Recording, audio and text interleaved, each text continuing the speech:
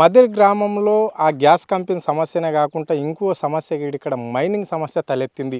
అంటే ఇప్పుడు మనం చూస్తున్నాం కదా, వాళ్ళు చెప్పారు మనకు 1800 ఎకరాల ప్రాపర్టీ మా ఊరు ల్యాండ్ మొత్తము మా గ్రామానికి సంబంధించి 1800 ఎకరాలు ఉంటే అందులో 180 ఎకరాలు మాత్రం గౌటాన్ భూమి.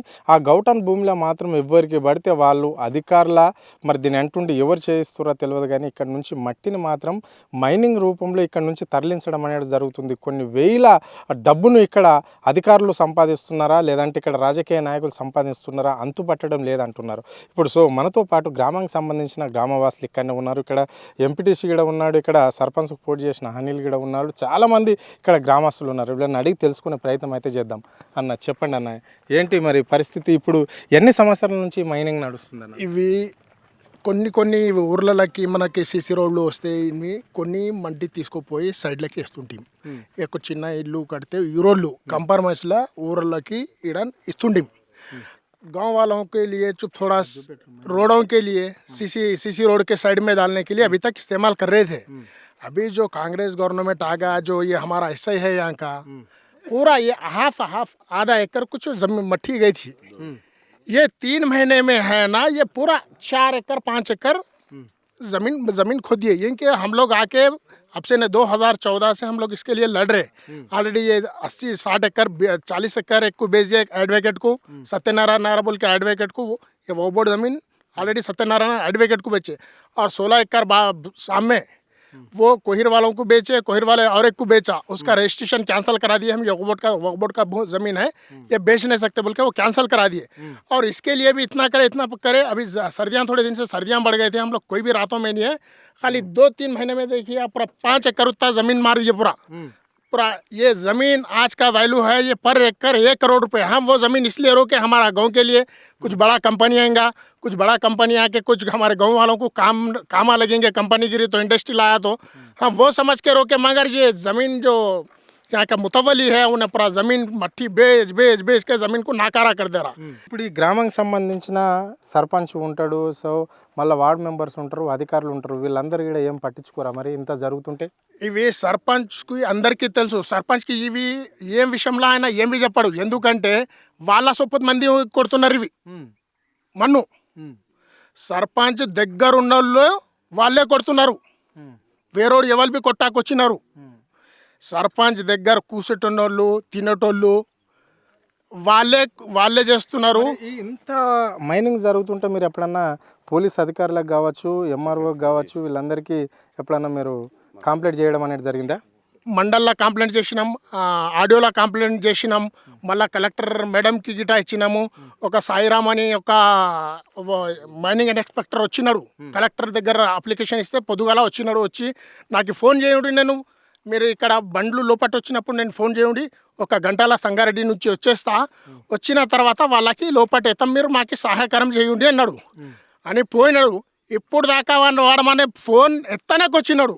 ఇక్కడ లోకల్ పిఎస్ వాళ్ళు ఎత్తకొచ్చినారు సారు.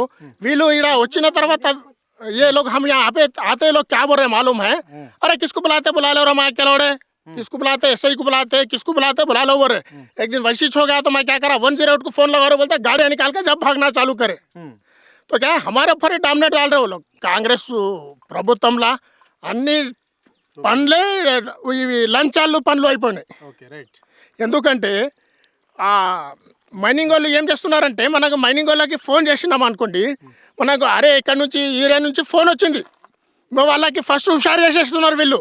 మేము పొద్దు వస్తున్నాము, మీరు ఆడ అంటే ఆడ దాపుకోండి అన్ని పిల్లి వచ్చినాయి, ఎలకలన్నీ దాపుకోండి అన్నట్ల పని అయిపోయింది ఇవి. ఓకే రైట్, చెప్పండి. ఇంత మీ గ్రామంలో ఇంత మైనింగ్ జరుగుతుంటే కూడా మీరు పట్టించుకుంటాం లేదా? ఓ ప్రజాప్రతినిధిగా మీరు 5 సంవత్సరాలు మీకు ఈ గ్రామ ప్రజలు మీకు అధికారం ఇచ్చారు, మరి దీని మీద మీ స్పందన? అధికారం ఇచ్చిండ్రు. ఊర్లో వర్క్ చేసేటప్పుడు నేను ఊరు అవసరం కోసం మట్టి తీసుకుపోతే ఎస్ఐ నుంచి ఎంఆర్ఓ నుంచి ఫోన్ వస్తుంది నాకు, కొట్టొద్దని. అదే మట్టి తెలంగాణ రాత్రి పగలు వెంచర్లకు వేస్తున్నారు మట్టి. కానీ మా ఊరు అవసరంకి వెళ్ళలేని పరిస్థితుల్లో మన ఊరు మట్టి మనకు లేకుంటే వేరే ఊరికి వెళ్ళాలంటే ఎవరు ఇస్తారు మనకు? ఇప్పుడు నేను వర్క్ చేసిన ఊళ్ళో సిసి రోడ్లు వేయించిన కింద మట్టి వేసి లెవెల్ చేయాలి. మట్టికి వస్తే నాకు ఆపేసిన పని ఎవరు ఆపేసి ఎస్ఐ ఎంఆర్ఓ షాప్ అందరు ఫోన్ చేసి అవుతూ కొట్టదాన్ని. ఇప్పుడు ఈ తెలంగాణనేమో 4-5 ఎకరాల మైనింగ్ అయిపోయింది ఇక్కడ. బయటి పక్క ఊర్లకు వెంచర్లకు పోతున్నది, జైరాబాద్ టౌన్కి పోతున్నది, రంజోలు చుట్టుపక్కలకి ఇదే మట్టి మాకు.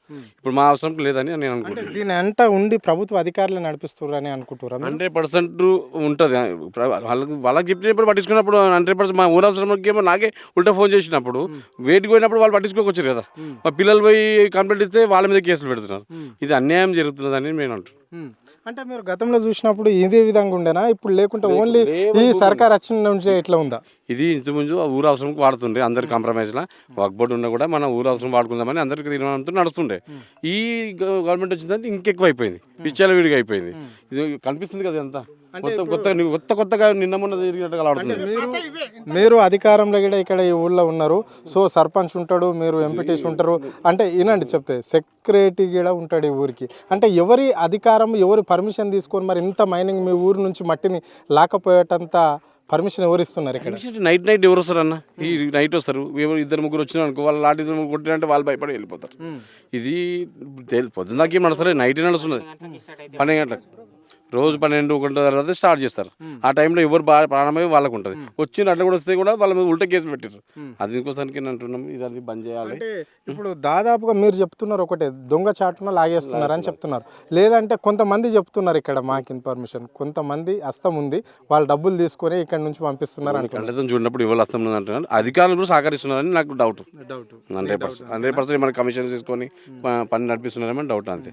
మరి ఇదే రేంజ్లో ఇట్లనే ఇప్పటికైనా మళ్ళీ తీసుకుపోతుంటే మరి మీ ఊరు వాళ్ళందరూ సార్ మేము 100% ఆపుతున్నాం, పిల్లలందరూ ఆపుతున్నారు. కానీ కేసులు పెడితే భయపడుతున్నారు. అది ఉల్టా వాడు వచ్చింది సార్ ఇట్లా పోతున్నాను చెప్తే మావన్కి లోపలేసి పిలిపించి పెద్ద కథలా పడ్డారు. ఉల్టా 10,000 కట్టించుకున్నారు, మాకు అధికారులు తిట్టిరు అని చెప్పేసి. ఓకే, చెప్పండి అనిల్ గారు, ఏంది పరిస్థితి? మరి మైనింగ్ ఇంత జరుగుతుంది మీ ఊళ్ళో, ఒక యువకులు మీరు, మరి దీన్ని ఎట్లా చూస్తారు మీరు? దీని విషయంలో ఆఫీసర్లే రాంగ్ చేసిండ్రు అనుకుంటా, కానీ నేను గవర్నమెంట్ విమర్శించలేను. ఎందుకంటే ఇక్కడ ఉన్న ఆఫీసర్లు, మండల స్థాయి అధికారి, ఆర్డీఓ, కలెక్టర్, వీళ్ళు చేసినాక రాకపోవడం. ప్రభుత్వ అధికారులు చేస్తున్నారంటే గవర్నమెంట్ చేసినట్లనే కదా అనిల్ గారు. ఒక విషయం వినండి, ఇక్కడ మీ గ్రామానికి సంబంధించి ఇప్పుడు మన ఎంపీటీసీ గారు చెప్పారు, ఈ గ్రామానికి సంబంధించి ఒక ట్రాక్టర్ మట్టి తీసుకపోతే మాత్రం మమ్మల్ని అడ్డుపడడానికి పోలీసు వాళ్ళు వస్తున్నారు, అక్కడ నుంచి ప్రభుత్వ అధికారులు వస్తున్నారు, ఎంఆర్ వస్తున్నాడు అని చెప్పారు. మీరు ఆ ప్రభుత్వంను మేము అనలేకపోతున్నాము అంటే దీన్ని ఎట్లా చూడాలి మరి?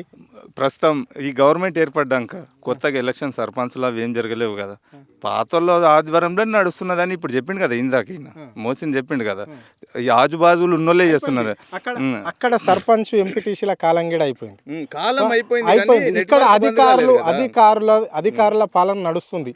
ఇప్పుడు గ్రామ స్థాయిలకు వస్తే సెక్రటరీ ఉంటాడు, అధికారుల పాలన నడుస్తుంది. ఇది ప్రభుత్వం మీద దీనికి పూర్తి బాధ్యత ఉంటుందా ఉండదా? ఒక్కటి చెప్పండి. ఉండాలి. కాకపోతే వీళ్ళది ఇంకా ఎలక్షన్ కాకపోవడం వల్ల పాత నెట్వర్కే పనిచేస్తున్నది ఇక్కడ ప్రస్తుతం. గతంలో ఉన్న నెట్వర్కే పనిచేస్తున్నది. ఇప్పుడు ఆఫీసర్లు చేసిన మిస్టేక్ మేము సీఎంలా అనలేము కదా. ఇక్కడ సీఎం అనుమానం నేను చెప్తలేదు, గవర్నమెంట్ బదలం చేయలేము కదా. ఈ ఆఫీసర్ కరెక్ట్ లేడు, పై ఆఫీసర్లు వీళ్ళను ఎక్స్చేంజ్ చేసేయాలి, ట్రాన్స్ఫర్ చేసి వేరే వాళ్ళని పెట్టాలి. సిన్సియర్ ఆఫీసర్లు ఇట్లా నైట్ అడ్డదారిలా మైనింగ్ చేయించేటోళ్ళు ఉండకూడదు. ఇది ఓకే, రైట్.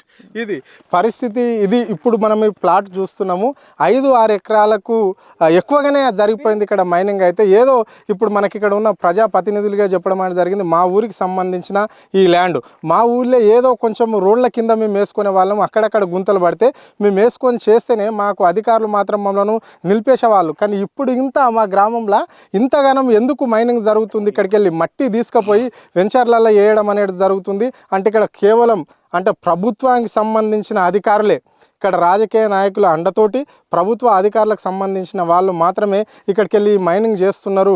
ఇక్కడ ఎవరి చేతులు మారుతున్నాయో, డబ్బులు ఎక్కడ పోతున్నాయో మాకు అంతు చిక్కడం లేదని చెప్పేసి ఈ గ్రామవాసులు చెప్పడం అనేది జరుగుతుంది. మా ఊరికి సంబంధించింది ఉంటే మా గ్రామానికి ఇది మా అసైన్మెంట్ ల్యాండ్ కాబట్టి మా గ్రామానికి ఏదన్నా సరే ఇది అడవి ప్రాంతమే తీసుకుపోవచ్చు, ఇది గుట్టా చెట్టు మట్టి తీసుకుపోతున్నామని మా గ్రామంలో తీర్మానం చేసిన తర్వాత ఇక్కడికి వెళ్ళి తీసుకొని పోయి మా గ్రామానికి ఉపయోగపడే విధంగా, అంటే ఇక్కడికి వెళ్ళి ఎంత కొన్ని వందల ట్రిప్పులు 1000 ట్రిప్పుల మట్టి పోతుంది. అంటే ఆ మట్టికి ధర ఎంత ఉంటుందో అంత కట్టిస్తే బాగుంటుంది, కానీ మధ్యవర్తులకు కట్టియడం ఏంటి, అధికారులు తీసుకోవడం ఏంటి, ఇక్కడ ఈ విషయంలో మాత్రం పోలీసు వాళ్ళు చిత్తశుద్ధి వహించడం లేదు. ఎన్నిసార్లు మేము పలుమార్లు అక్కడ అప్లికేషన్ చేసినా పట్టించుకోరు. సో ఇక్కడ ఎంఆర్ఓ పట్టించుకోడు అని చెప్పేసి గ్రామస్తులు చెప్పడం అనేది జరిగింది. తస్మాత్ జాగ్రత్త, రెవెన్యూ అధికారులే కావచ్చు, పోలీస్ డిపార్ట్మెంట్ కావచ్చు, ఇలాంటిది మాత్రం చేయకుండా, మైనింగ్ చేయకుండా మీరు అడ్డుపడాలని చెప్పేసి గ్రామ ప్రజలు కోరుకోవడం అనేది జరుగుతుంది.